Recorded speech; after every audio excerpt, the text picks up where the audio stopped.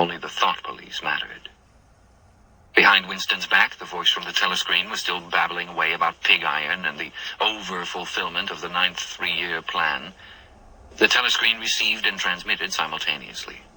Any sound that Winston made above the level of a very low whisper would be picked up by it. Moreover, so long as he remained within the field of vision which the metal plaque commanded, he could be seen as well as heard. There was, of course, no way of knowing whether you were being watched at any given moment. How often or on what system the thought police plugged in on any individual wire was guesswork. It was even conceivable that they watched everybody all the time. But at any rate, they could plug in your wire whenever they wanted to. You had to did live, from habit that became instinct, and the assumption that every sound you made was overheard, and except in darkness, every movement scrutinized. Winston kept his back turned to the telescreen. It was safer, though, as he well knew, even a back can be revealing. A kilometer away, the Ministry of Truth, his place of work, towered vast and white above the grimy landscape. This, he thought with a sort of vague distaste, this was London, chief city of Airstrip 1, itself the third most populous of the provinces of Oceania. He tried to squeeze out some childhood memory that should tell him whether London had always been quite like this. Were there always these vistas of rotting 19th century houses, their sides shored up with balks of timber, their windows patched with cardboard, and their roofs with corrugated iron, their crazy garden walls sagging in all directions? And the bombed sites, where the plaster dust swirled in the air and the willow herbs straggled over the heaps of rubble, and the places where the bombs had cleared a larger path and there had sprung up sordid colonies of wooden dwellings like chicken houses? But it was no use, he could not remember.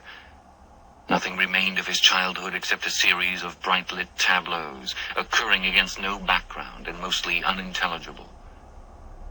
The Ministry of Truth, Mini-True in Newspeak, was startlingly different from any other object in sight.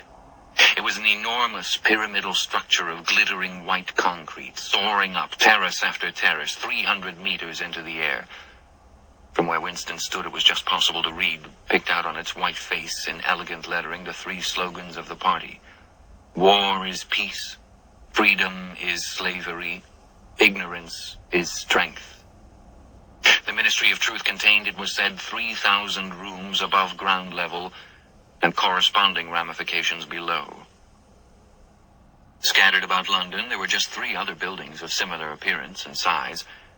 So completely did they dwarf the surrounding architecture that from the roof of Victory Mansions you could see all 4 of them simultaneously. They were the homes of the 4 ministries between which the entire apparatus of government was divided. The Ministry of Truth, which concerned itself with news, entertainment, education, and the fine arts. The Ministry of Peace, which concerned itself with war. The Ministry of Love, which maintained law and order. And the Ministry of Plenty, which was responsible for economic affairs. Their names in Newspeak: Mini-True, Mini-Pax, Mini-Love, and Mini-Plenty. The Ministry of Love was the really frightening one. There were no windows in it at all. Winston had never been inside the Ministry of Love, nor within half a kilometer of it.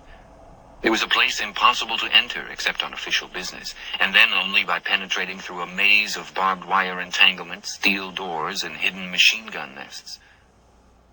Even the streets leading up to its outer barriers were roamed by gorilla-faced guards in black uniforms, armed with jointed truncheons. Winston turned round abruptly.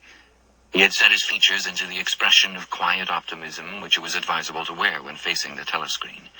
He crossed the room into the tiny kitchen. By leaving the ministry at this time of day, he had sacrificed his lunch in the canteen, and he was aware that there was no food in the kitchen except a hunk of dark-colored bread which had got to be saved for tomorrow's breakfast. He took down from the shelf a bottle of colorless liquid